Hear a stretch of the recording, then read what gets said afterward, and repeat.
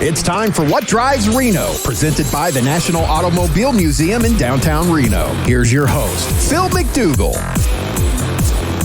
Welcome, Reno. Wake up, get dressed, and get ready. You're listening to What Drives Reno, presented by the National Automobile Museum.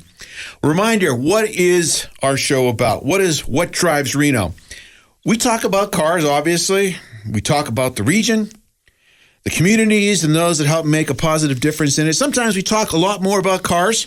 Sometimes we spend a lot more time just talking about the people that are really making a difference and trying really, really hard to move our community, our region, our state, move everything in a positive direction. So I want to hear from you. If you know somebody in our community that you think needs to have a voice and wants to come on here, and it's always a plus if they like cars. They've been to the museum, that's always nice. But if they want to make a difference, they're doing something well. I want to talk about positive things. We turn the news on all the time and we hear all this negative, especially right now. I am so disturbed about what's going on out there in the world. But we'll focus on what's happening here in Reno.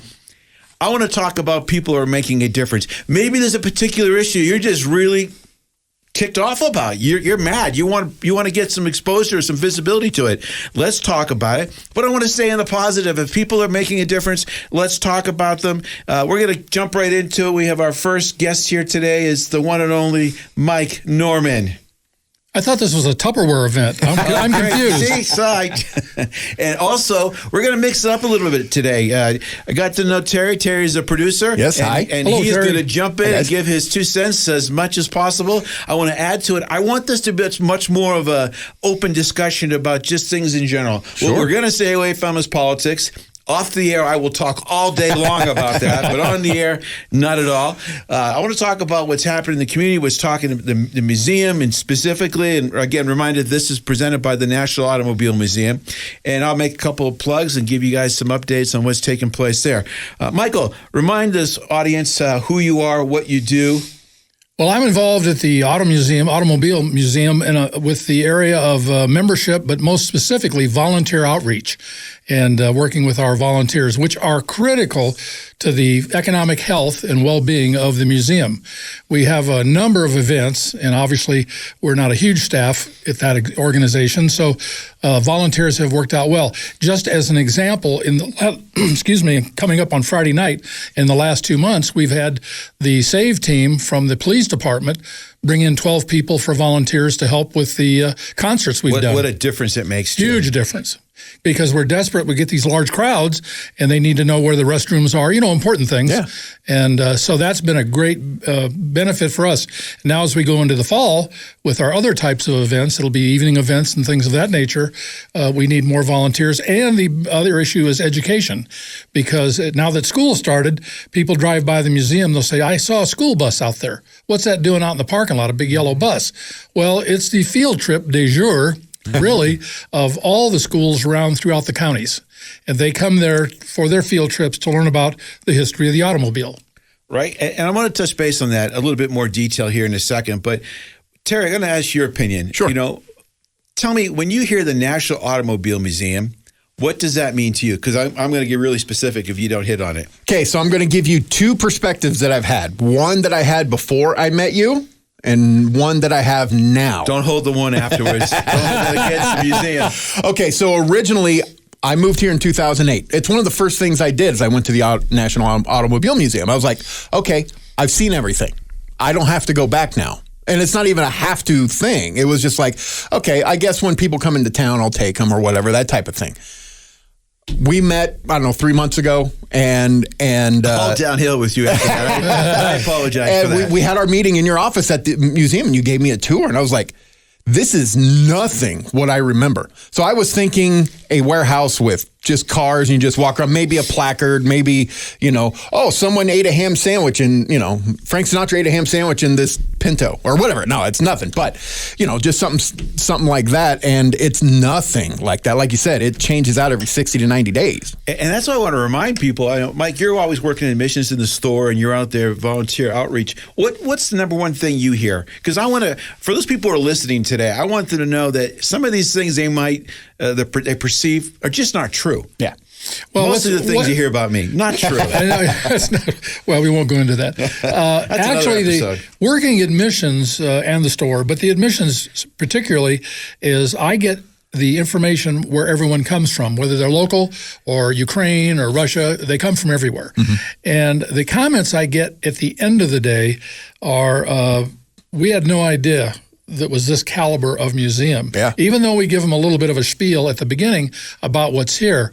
But to your point, Terry, is for the locals coming in, they said, well, I was here a long time ago. I think it was a century ago, back in 89 or whatever.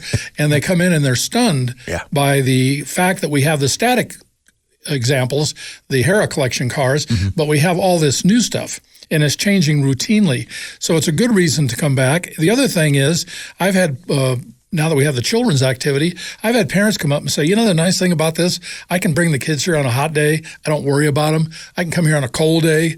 It's just a great place to go. Let them blow off a little steam in the children's interactive area, and they get to see what's new while they're there. Yeah. So I would remind people who haven't been there in a while, they know the Hera Casino, they know the Hera collection, but Mr. Hera had 1,500 cars at the time when he passed away.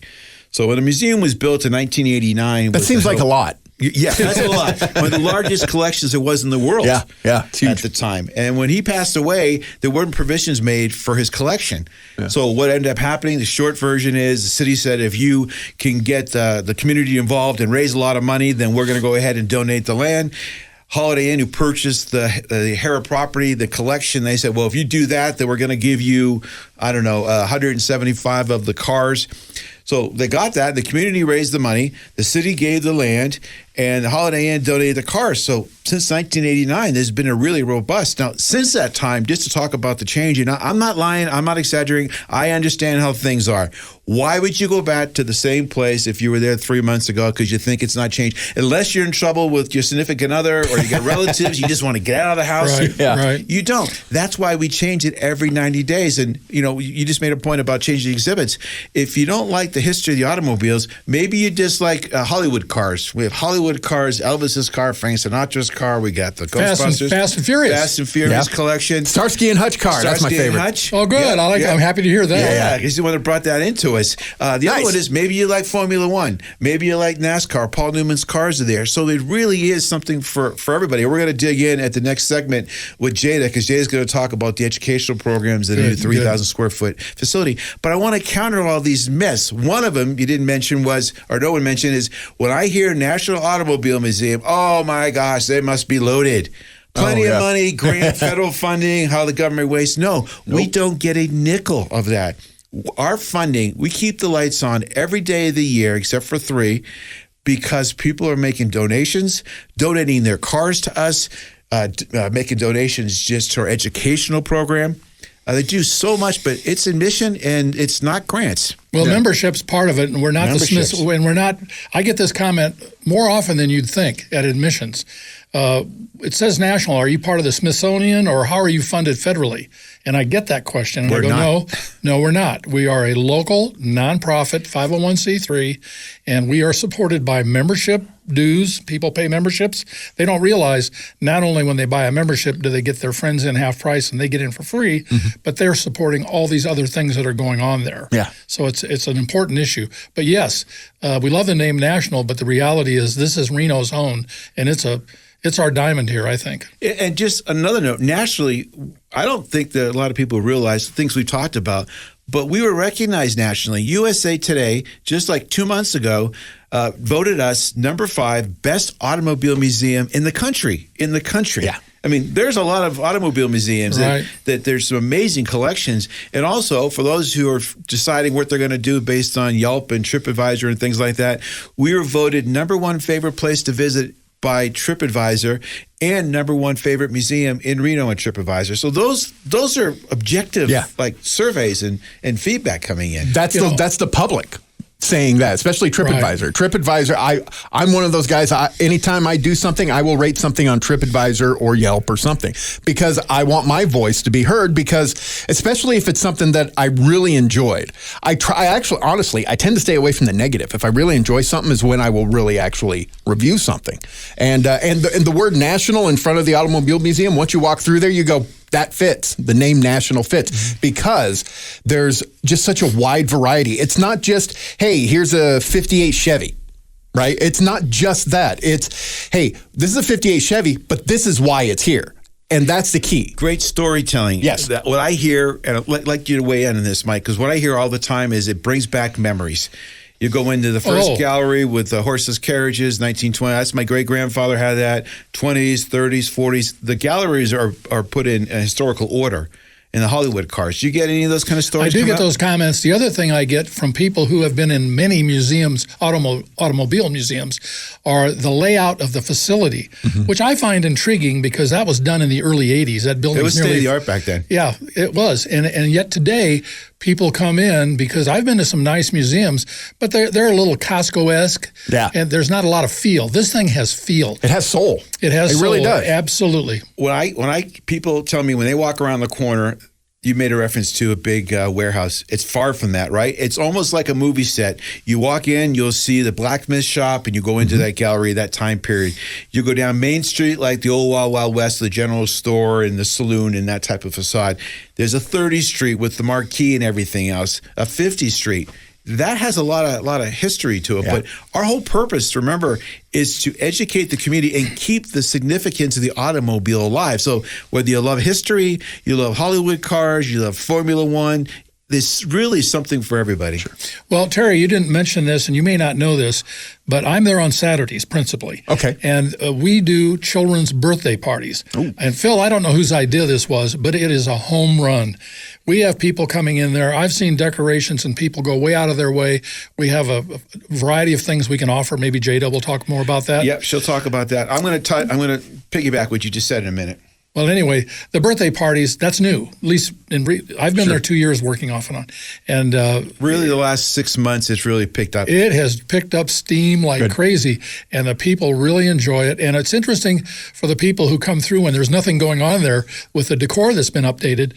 They'll go, what's that all about? You know, now we have a nice brochure that supports it all. Yeah. So we're community-wise, there are just so many things you can do there. We have the movie theater. You can rent that for movies. Personal use. You could pick your favorite movie, go in there with your 170 friends and get a bottle of wine and put on whatever movie you want to watch. If you're a show promoter, will you rent that out to a show promoter? Absolutely. So we have people, I don't think it was fully utilized, and I know it wasn't. Yeah. So I have people now, we have operas that are using it. Okay. We have comedy show. The comedy show uses it on a regular basis. What do we just have? We have speaking engagements. We have speaker series. I've had the governor in there, Jeremy Renner in there. We partner with the Nevada Independent. They use it on a regular basis. Beauty pageants, anything that you can think of, we could do. It's 105,000 square feet. That's not small. No. It's a big room. So, I've known Phil a long time before I ever got involved in working either as a volunteer or a part-time staff person at the museum. But I've watched the evolution. And the big thing I've noticed, and he tells me and has announced through the volunteers, is that the addition of these events that we hold here, and the birthday parties are just an example. Christmas parties, weddings, these are routine things now. Yeah. We're a tourist town. We're also a convention town. So many of these people come here and they want their dinner there. We have great catering services that we provide outside. But as a nonprofit, it's critical that we have those events here, and people come in and see what we have to offer. I think that's incredible, and I'll give Phil the credit for getting that done. It's a big, I'm going to piggyback that and say give the credit to the board, because our board of directors, I certainly mean this, I can't do anything I'm doing without them to say yes. And they personally, as a board, raised $4 million that went into the museum in the last 2.5 years. Nice. That's a huge commitment. That's significant. And the things that you're just talking about, the movie theater, we just put on a couple years ago a 16,000 square foot outdoor venue pavilion, 40-foot bar, gas fire pits. It is the biggest outdoor venue in Reno on the Truckee River, literally 10 feet away. Car shows, celebrations, weddings, concerts. We started doing those, movie nights. We're trying to do a lot of things just to appeal to a larger audience, and the family part is very, very important to us. I want to just circle back really quickly. That Children's Activity Center is 3,000 square feet. So if you have birthday parties or you just want to get children involved and get them away from the Xbox and the couch, we have families of family memberships that are $99, and that's for up to a family of 5 to come as much as you want, every day of the year that we're open and come back. And I know families are coming in. You probably see it every day, every week. Just utilize the kids center. I've gotten to know some of the people because they come through every week or two. Yeah. And you start to recognize them, and their kids, even the ones with babies, which I find interesting. But again, the parents really appreciate the facility, the safety of it, and the activities the children get to do. Now, Phil, you don't know about this, but when I have older people come in, I mention the Children's Activity Center. And when the husband is 70 years old, I said, I'd prefer you stay out of there. But go have a look at least, because you'll be the tallest one back there. Yeah, you would be. You would be. I want to remind everyone also, though, and we're going to talk more when Andre is here. We're going to run out of time in a second, but you've been an enormous support of going out in the community and telling people what we do and getting volunteers. We have about 13 people that are full-time, part-time at the museum. And again, that's for everything we do. 7 days a week we're open. We couldn't do it without volunteers. I mean, that literally, no exaggeration. That's a fact. Close it down. It's a fact. We could not do it. So we're looking for people out there that are saying, I just want to dedicate a couple hours, maybe work an event, maybe work in the store. Talk a little bit about that, if you don't mind. Opportunities. Well, the opportunities are, first off, if you're a people person and you enjoy meeting the public, both admissions and the store offer great opportunities. Admissions, because you meet people from all over the world, certainly all over the United States. And I always ask, why are you here? And I get some very interesting stories. I'm sure. People aren't engaged anymore. They appreciate we take the time to welcome them in. And what are you doing here in town? The other issue, so the store is great because we didn't have a lot of the things we used to have. We got a much, much improved store. Yes. And so people buy gifts there and things that normally they wouldn't have done. Yeah. The event issue allows people to be ambassadors, to be able to walk around, help people figure out what's going on there, be greeters at the door, that kind of thing. The concerts we are just wrapping up this Friday, or this coming Friday, is where people can, again, be outside, help people figure out what's going on. And so there's a lot of opportunity for volunteers, along with educational, which I think you and Jada will talk about more later. And it's not a significant time. Not a lot at of all. people go, I just can't commit. That seems like more work. It seems like, the pressure, I'm retired or I don't have the time. No. You want to come in on a Saturday for a couple hours. You want to be a docent, give a tour. You want to just say welcome. You want to come in and do in the store and help them find things. Maybe you just want to come to one of our concerts and just be a greeter. I mean, it's whatever people are looking for. I guarantee you we have something that will fit that niche. We had 5, I think. Are we coming up on the last event for the car clubs on Sundays? We have one that's going to be tomorrow. It's going to be on Sunday. Going to be tomorrow, and it's going to be Iron Mafia is going to be in there. It's part of our Museum Cup series. Another example, we have car clubs now that are coming in, and I'm moving the cars out of the museum so they can come in and showcase them inside the museum.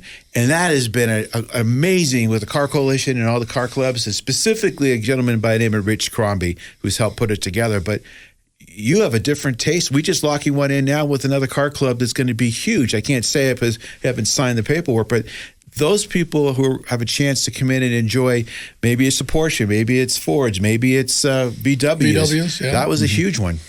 I will say this. Also, the National Automobile Museum is a great complement to Reno because the car, especially the history of cars, is so important to this community. With Hot August Nights, with all the other car stuff that we do, it's a great complement to all those events that we have year round. Yeah. Right. I agree. And so that's we've got about a minute left. So now I'll wrap this up quick. I promise. In a past life, I traveled a lot. So any new town that I was in, I would find out what's their best museum, and I would go check out their museum and go, and it'd be great. But then I would never go back. But this one again is important because it's always changing. You're always going to have your big favorite exhibits that are probably going to be there for a while, but the stuff around it is always changing, and you're never going to see something. You're going to see something new every time you go. Terry, you mentioned something really, and I'll wrap up with this. In the membership deal, anybody that comes in with you gets in half price. Well, people come to town, the relatives are in town all the time. And what are you going to do with them, right? Yeah. So it's a great place to take relatives. It's inexpensive. You get in for free. There's always something new. That's one of the ways I sell membership. How many relatives come to your house every year, and it's holidays, summertime. So that's a great way to maximize your membership. And it's a great way to show off Reno. I agree. Something they wouldn't find on their own. Exactly. Well, Mike, thank you very much. Appreciate welcome. your time. Thanks for being with us. We're going to take a quick commercial break. And don't forget, this is made possible from the National Automobile Museum. We'll be back with more What Drives Reno on 1060 AM KFOY, Radio for America.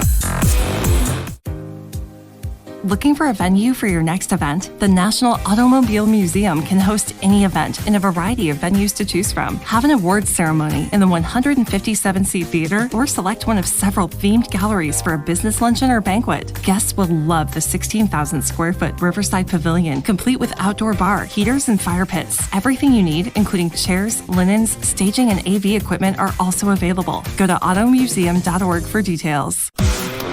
From engines to innovators, What Drives Reno is your front row seat to the stories fueling our city. Join Phil MacDougall of the National Automobile Museum as he explores the cars, culture, and community that make Reno roar. It's more than horsepower, it's people power. What Drives Reno? Catch the drive, catch the vibe. Don't miss it. Saturday mornings at 11 a.m. on 1060 a.m. KFOY, Radio for America.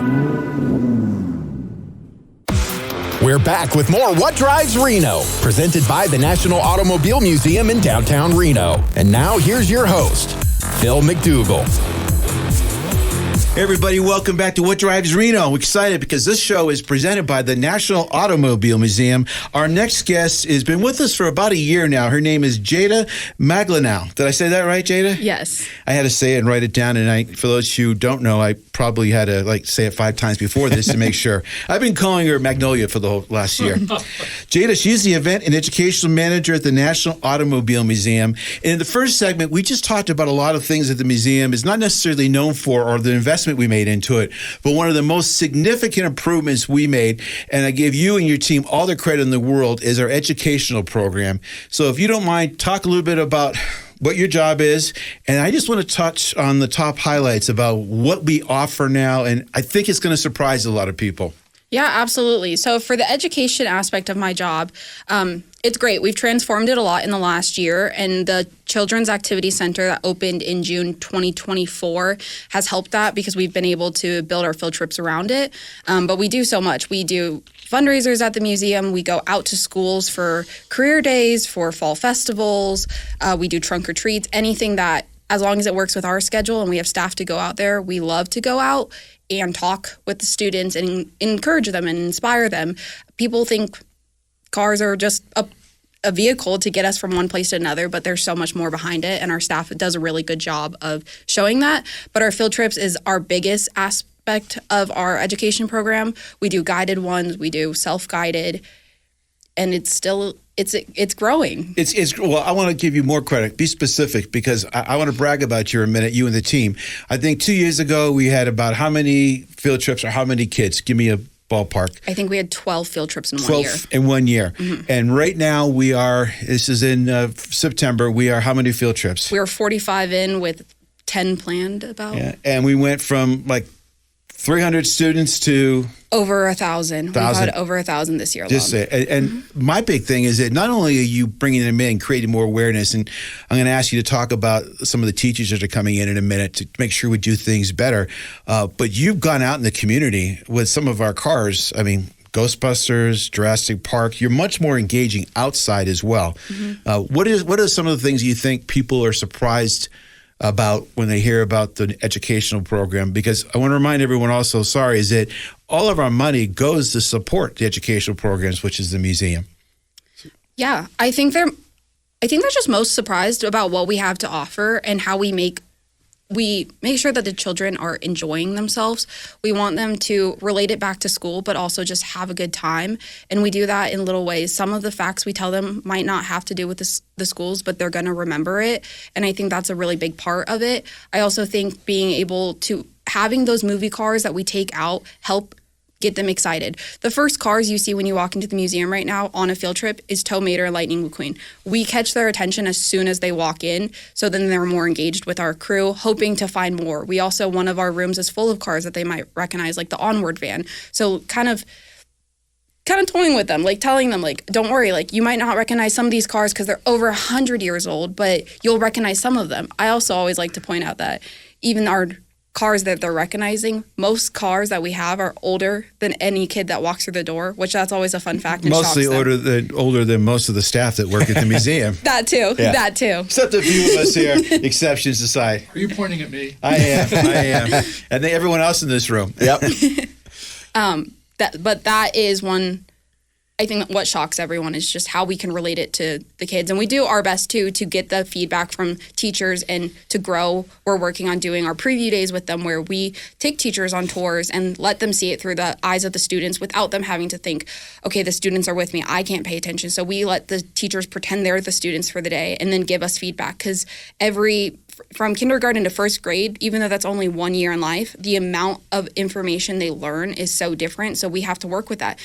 Kindergarteners really only know shapes and colors, and then by the end of the year, they're knowing more, but we're getting them in the middle of the year where they're still learning that. So we have to do that versus you're working with high schoolers who some of them are already driving. So we have to make sure that our program interests the kids based off of how old they are, and that's something that I know That's really teachers. important. You got something for every level. Mm-hmm. Yes. I think that's great. I think that a lot of times people forget that not only that we have an educational program, and you've really put it back in the forefront again, but the level that we're providing. My wife's a school teacher. She was retired. A lot of my family members were school teachers. One of the things they shared with me and some of the feedback I got for people who've been in the museum under your program is that I want something that I can take back and use in the classroom. Mm-hmm. I don't want them to come and go, whoa, run around the museum and just told not to touch. I want to have an element that's visual, which you have. You have the movie theater. You can show them a video, to break the ice and get things going. You have the Wiggins Educational Activity Center, which is really touchy and feely, and you're building things, designing things, and driving things. Then you have just the history of 240 cars in the museum, from the first car to Herbie the Love Bug. Absolutely. And that's something that we want the students to walk away with, and the teachers. We want the teachers to be able to take something that the students learned. The biggest one is either the invention of the automobile or the inventors of the automobile. We want them to be able to take that back into the classroom. But I also want the students to take away some fun memory. My favorite things from when I was a kid were the field trips I went on. I could tell you every field trip I went on. I couldn't tell you half the other lessons I learned, but I want the students to be able to walk away with that, but also know that they learned. I don't remember what I had for breakfast. That's an age thing, I guess, again, right? So what are some of the things, if you had to pick one or two things you want to make sure our listeners are aware of, or maybe there's misinformation, or you just want to reemphasize that we have this thing? Is there anything that jumps out at you?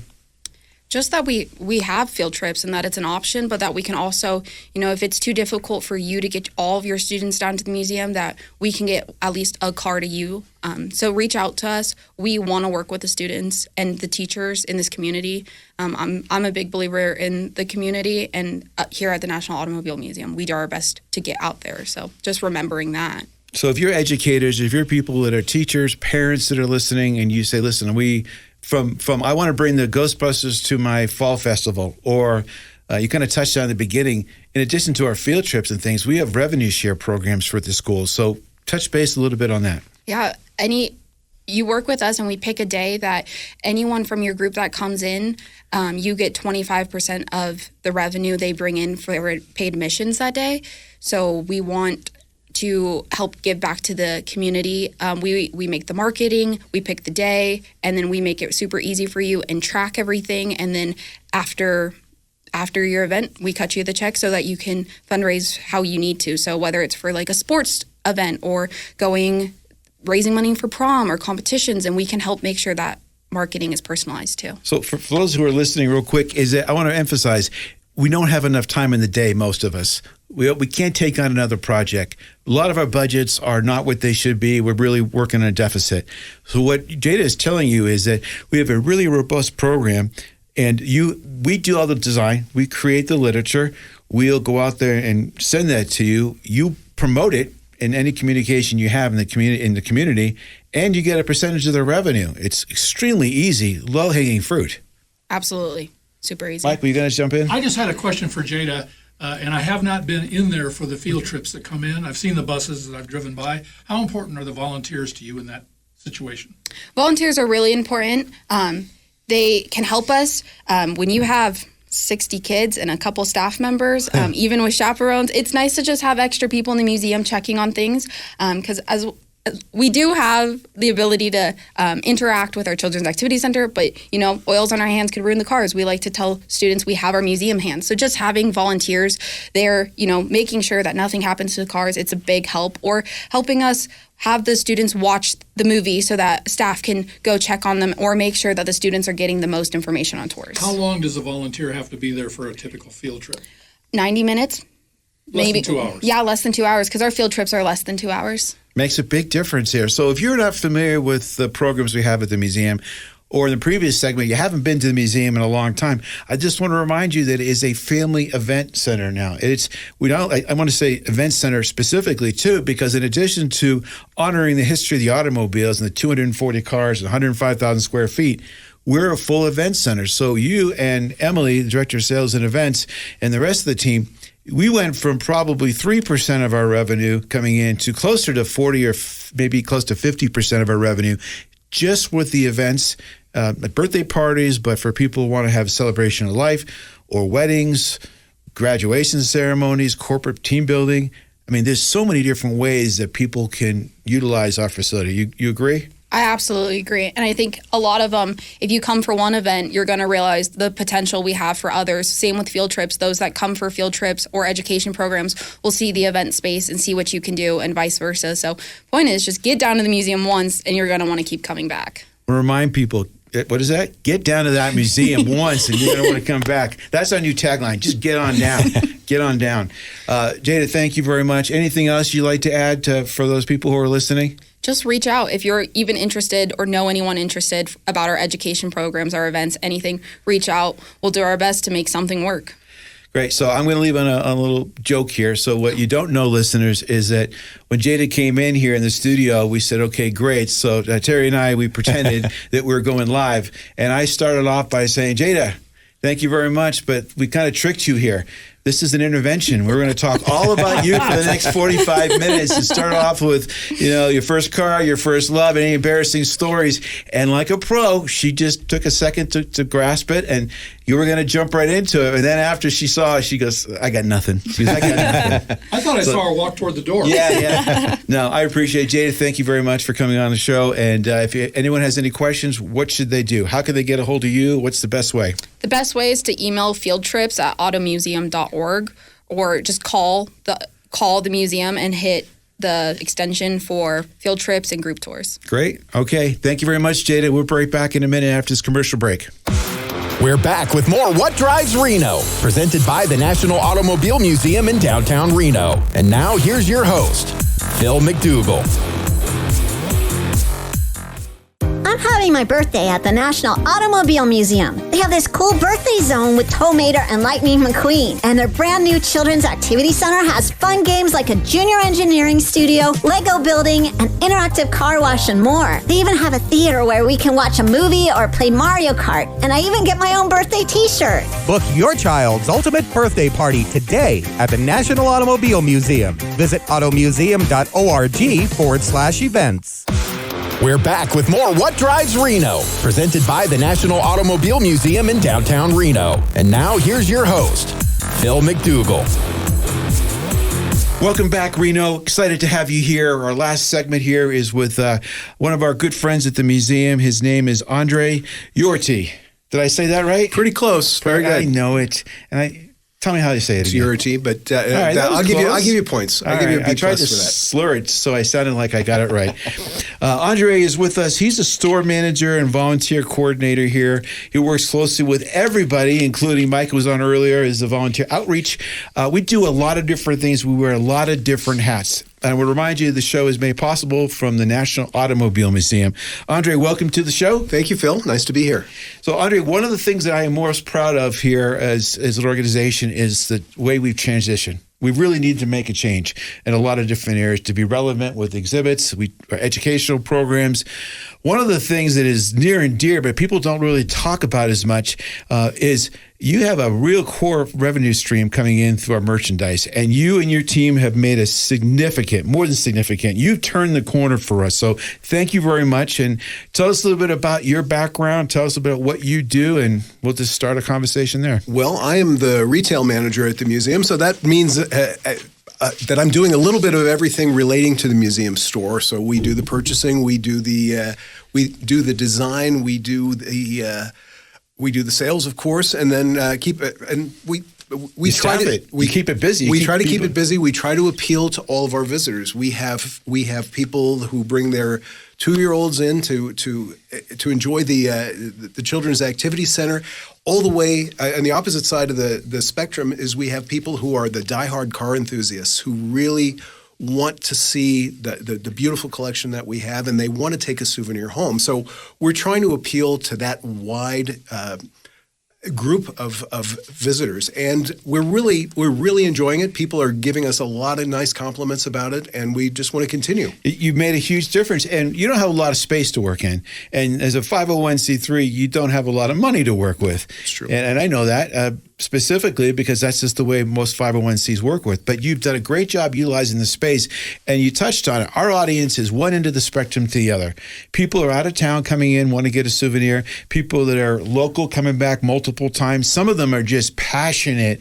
We have volunteers, passionate people who just love the automobiles in general. So you got to appeal to a large people, and you've made a big change completely. So people who are listening, fans of the Automobile Museum, you're totally renovating all of our brands and our hats and shirts and things. You agree? I agree. We are trying to bring in new stock. We've used the same logo for a long time, and again, it's iconic for the museum. But we want to freshen it up. We want to bring in some new designs to let people know that we can still keep that old logo with our driver logo, and we can also bring in some new styles and some new colors, some new flash. And we just want people to come into the store and take a look at what we have. And I'm encouraging people to let you know, because I know that I see little stickies there all the time. If people come in the store and they say, I've been in another museum, I've been somewhere else, it'd be nice if you offer this. I'm encouraging our visitors to leave you a note, because you'll go out there and try and bring that in, brand it, or just add it to our selection. Absolutely. And that even goes with somebody. If we have somebody traveling, we had some folks from the Midwest this past weekend, and they wanted some of our books. We have a pretty good selection of used automotive books, and he bought a whole set of books.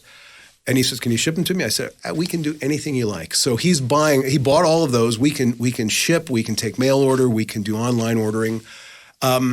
We can so you don't have to come into the store. You can give us a call if you see something online or see something that's appealing to you that we have or we don't have, or maybe we don't have your size that day. We will get it to you. I also want to throw something out there that most people aren't aware of, but it's been a big part of our business. That's my Peter Brady voice cracking up. I'm dating myself again. The big thing is we've had people that come up and said, I want to donate these items to the museum. And I can't tell you, when you're going out there like anything else with all the fees, we're buying things and trying to have a minimal upcharge just so we can provide a very diverse selection.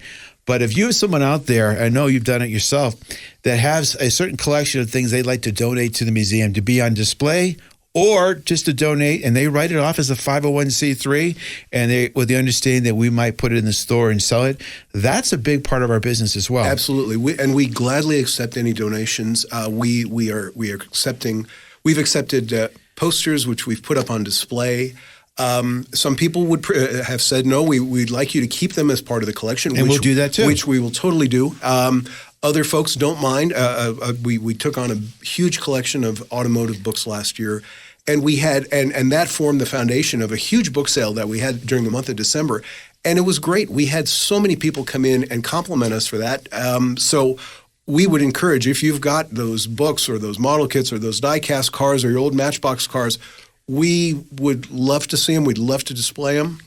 Or if you give us permission, we would put them in the store. We would certainly recognize the donation with much appreciation. And formality with the letters that you could use for your taxes as a write-off. You will get a letter. A little more specific on this one. So just recently, if you're not familiar with the museum, I encourage you to come down or right down the corner of Lake and Mill Street, right on the Truckee River.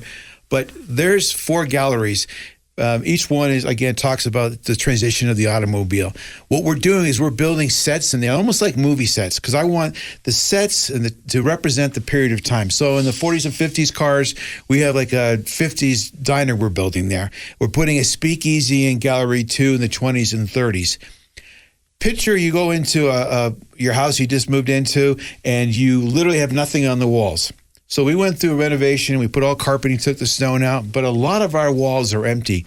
I am asking people who might have something decorative. We have people donate the jukebox.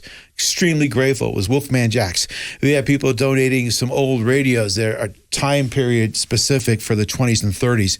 If you know of anybody in your community, you go, I don't want to part with this, but if I know it's going to go to a great home and it's going to be enjoyed by a lot of people, I encourage you, go to that garage, go in there and pull some of that stuff up, go out the attic, and we would love to showcase it. And again, if you say, I'm worried about them selling it, no. We have a form that we say we're not going to sell it. We would display it. We'll put it was donated by you, and everyone that comes through, 100,000 people a year, will see your name up there. So I want to encourage everybody to think about that. And we'll even come and pick it up. We'll even come back, yes. Well, I got involved working in the store a little over 2 years ago, before it got moved and expanded. So I have watched that evolution and how it's gone, and it's to say it's remarkable would be an understatement almost, because it has really expanded, and I see the response of the people that come in and look around. The other thing I see are people buying gifts, not just for themselves. In other words, a trinket to take home, but my dad or my grandfather's going to love this, and especially some of the new T-shirts and shirts you've done, extraordinary. Yeah, and you're not going to go. You don't want to go to the airport, although we love the airport, we love the partnership, but you're going to pay a very reasonable price for some really historic items, from postcards of the original Arch to cars, some of your favorite cars. I want to switch gears for a second, but jump in if I missed anything. I want to talk about both your worlds in there and the volunteer world. So I'm going to put you on the spot, almost like we're doing like a little open therapy session here. You guys both came in. You've been with the museum for how long as a volunteer? 4 years. 4 years. And Mike? A little over 2. Over 2 years. And tell me, why would someone want to be a volunteer? Just throw out some stuff and be really honest with them. We can always delete if it's bad. I'll give you my story. When I retired at the end of 2020, I said, okay, I'm going to go. I'm going to relax. I had a pretty busy career in the corporate world. And I said, well, but I've always been interested in the automobile and in transportation. I worked in transportation all my life. And I thought, well, I'd like to go to work at the Auto Museum. And so I filled out a form online. I was called a couple of weeks later, and I came in for an interview. I wanted to really start out as a docent. And they said, well, docents, the docent is a long training period. And I said, well, what do you need right now? Where's the most need?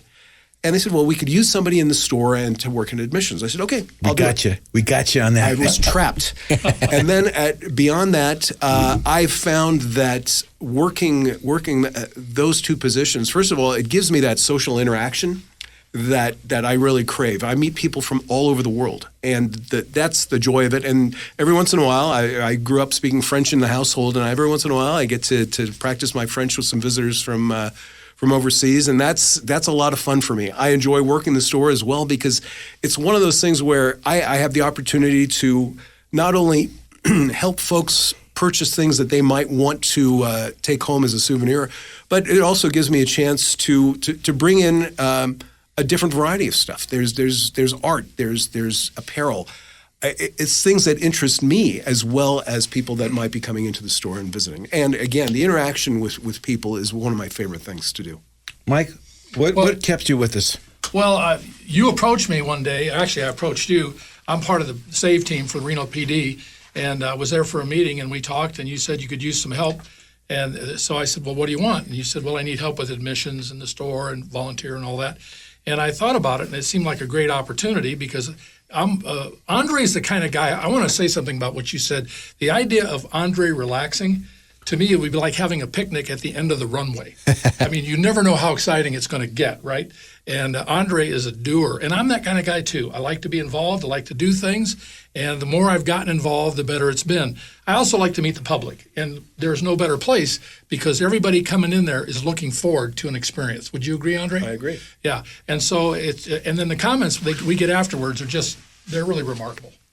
And the camaraderie, I'll tell you, every day I walk in the office, typically, it doesn't matter if I'm there 8 o'clock or 7 o'clock, there's always a volunteer waiting for me to open the door, especially in the shop with Bill and all those guys. Yeah. So they're in there, and we have a full shop that they're working on, tinkering on cars. So it's the store, it's admissions, it's working on the cars, cleaning the cars, greeting everybody. But I love the camaraderie. So I don't know what they're getting done in there. I know they do a lot, but I know in the beginning it's camaraderie based. They're sitting in the volunteer lounge, got their donuts, got their coffee, talking about stories. So if you're out there, you're just looking for a little bit of that. You know, a little camaraderie, talking with people who like the same things.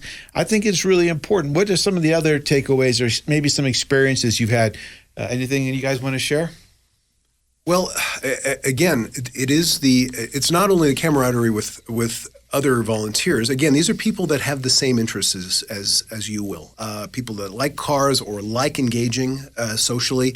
We have a big need for events. We have a lot of events at the museum, and we're always looking for people who can come in.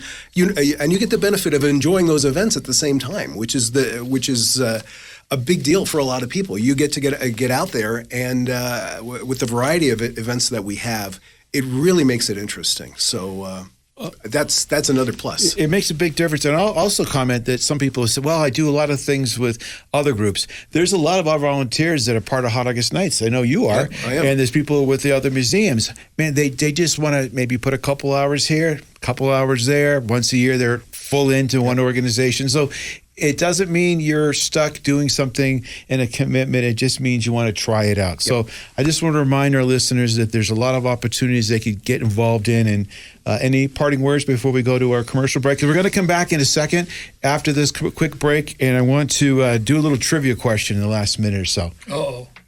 We're ready. You ready? All right, we'll take a quick break and be right back. We'll be back with more What Drives Reno on 1060 AM KFOY, Radio for America. Looking for a venue for your next event? The National Automobile Museum can host any event in a variety of venues to choose from. Have an awards ceremony in the 157-seat theater, or select one of several themed galleries for a business luncheon or banquet. Guests will love the 16,000-square-foot Riverside Pavilion, complete with outdoor bar, heaters, and fire pits. Everything you need, including chairs, linens, staging, and AV equipment, are also available. Go to automuseum.org for details. We're back with more What Drives Reno, presented by the National Automobile Museum in downtown Reno. And now here's your host, Phil MacDougall. Okay, welcome back. Our last segment here, we're going to put them on the spot. And there's no lifelines, so who wants to be a millionaire? Who wants to be a dollionaire? I'll give you a quarter sub. No nair. They don't have any money to back this up, but we're going to have a little fun. So for those of you who are listening, if you know any of this, kind of go along with us. So we're going to ask you to raise your hands if you know the answer. Andre and Mike and Terry's going to participate. And I'm going to ask you the question. First person raises the hand. We're going to do a little thing here. So if you guys can get, how many got questions? 1, 2, 3, 4, 5, 6, 7. I got 8 questions. If you can get 6 out of 8 as a group, what do we want to do? What's the prize? Pair of admission tickets. I think we'll be surprised. It will be a surprise. They're surprised to be surprised. You'll win something. So if we get 6 of this, I'm going to put on four tickets at What Drives Reno Facebook page to the first person who texts me, I want the 4 tickets for the trivia. Perfect. All There right? we go. And then if I get, I'll do 4 tickets to that. All right. And we'll get a little creative. Maybe I'll throw in an annual membership for 5. All right. But you got to get 6. Okay. All right. So here's the first question. On. Some of these are pretty easy. So first hand goes up. What was the make and model of the car known as the Ecto-1 in Ghostbusters? Hand was up first was Andre. A 1959 Cadillac Miller Meteor ambulance. Yes. Did you know that? Unbelievable. I had no idea. I had no clue. I had Cadillac. I didn't know that was really impressive. Okay, so one for Andre. I got to keep score here. Next one is, and I remember this movie, in Ferris Bueller's Day Off, Cameron's father owned a prize 1961 what? Oh, Andre again. Ferrari. Can you tell me, for extra dollars and extra donor certificate or whatever I got in my back pocket, what was the model? 365. 250 GT, California Spider. Close. Spider. All right, another one for Andre, though. You got that one. Okay, another one here. We got 2. That's not bad. What was the name of the yellow Volkswagen Beetle that disguised itself as a Transformer in Transformers 207? Bumblebee. Terry. Bumblebee. Bumblebee. I knew that All one. right. Here we go. Do you guys have any clue on that one? No idea. Right. All right. Which comedy duo drove a beat-up 1974 Dodge Morocco named the Bluesmobile? Blues Brothers. Andre. I knew that. Mike, we got to give Mike some caffeine. You're just kicking back in I the knew chair that, and but not really. Andre, another one. Okay, 4 for 4. What was the name of the van driven by Scooby-Doo and his gang of the Mystery Solvers? The Mystery Machine. The Mystery Machine. These are too easy. I'm going to go to some harder ones in a couple of minutes. Hey, I've gotten all the cartoon ones, so that's not surprising. All right. So all we got to get is one more. The Chitty Chitty Bang Bang. What year did this special come out, and what was its special characteristics? Andre. What year? 1969, I believe. Nope. 68? Next version. Wrong. What year? Anyone got it? You got a 69 vote? 67. No. Okay. Guessing 70. No, 1968. You were right around it. Okay. Well, we danced all around it. What was the special characteristics that it had? It could fly. That's part one. You got to get both of them. It turned into a boat. Yes, you're right. Okay. Wow. But technically, no one got the question. That's true. That's 0. Wow. So, okay, you need one more. In the James Bond film Goldfinger, 1964, what car did the 007 famously drive equipped with gadgets like an ejector seat? Aston Martin, right? Yes, you're right. Aston Martin. All right, so you got it. Bing, bing, dang, we got it. Last one here, and this car was at the museum. I guarantee you all going to know this, but I'm talking to some of our younger people that work in the museum. No idea what I'm talking about. The Speed Racer was named, in Speed Racer, what was the name of the car driven by Speed?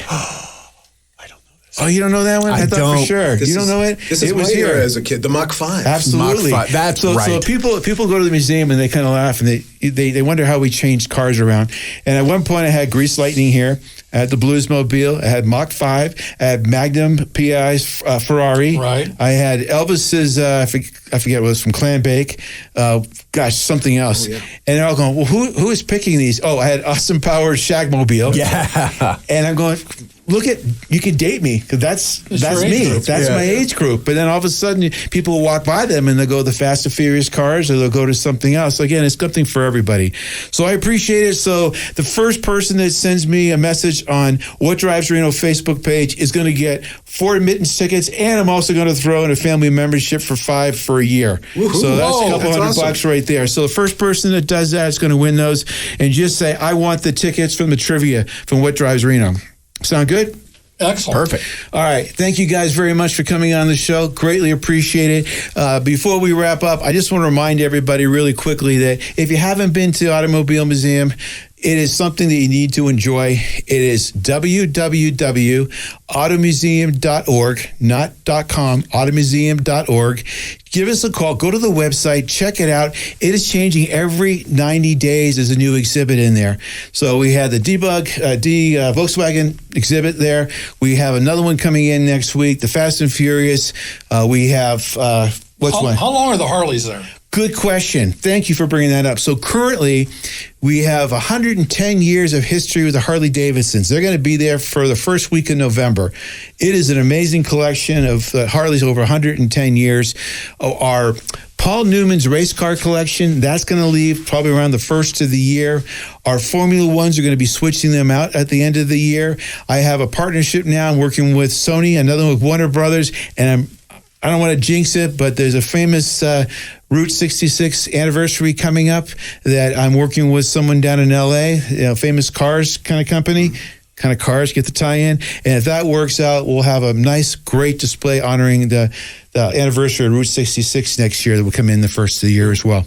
All right, so until next week, I thank you all very much. Terry, Andre, thank you very much, Mike, and Jada for coming on the show. We'll see you next week on What Drives Reno. You've been listening to What Drives Reno, presented by the National Automobile Museum in downtown Reno. For more information about the museum, head on over to our website, automuseum.org. We'll be back next Saturday at 11 a.m. with What Drives Reno on 1060 a.m. KFOY, Radio for America.